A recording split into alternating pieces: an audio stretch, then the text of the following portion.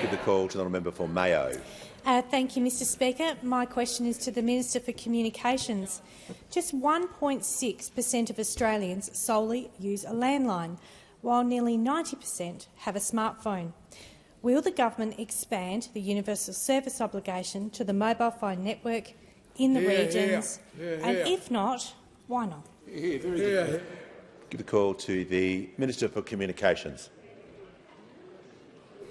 Thank you, Mr Speaker, and I thank the member for her question. And I appreciate throughout this term the advocacy that she's provided for her constituents and her constructive engagement with me on a variety of communications matters across the portfolio.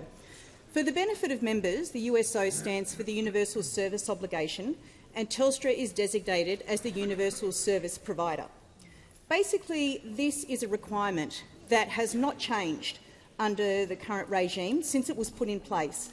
It basically applies to landline services and, taken on a reading, a pretty basic kind of data service.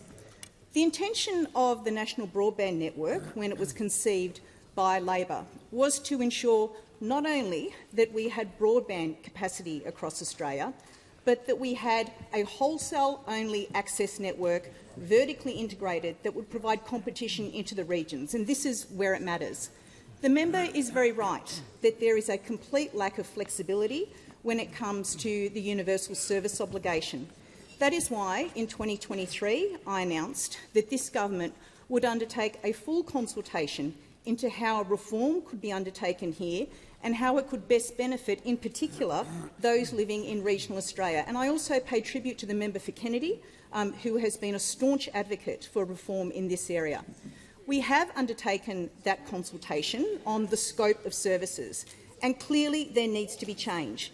This has been strongly endorsed by every stakeholder in the area, be it from the National Farmers Federation to ACAN to the industry themselves. So it is encouraging, I would say, to the member for Mayo and everyone in this place that this is an area that is long overdue for reform, and no reform happened under the previous government for a decade.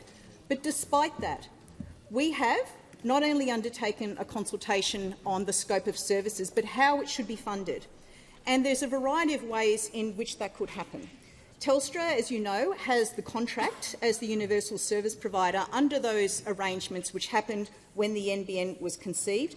They are due to expire not in the immediate term but in future years, not a long way away. So we need to determine now what that is going to look like.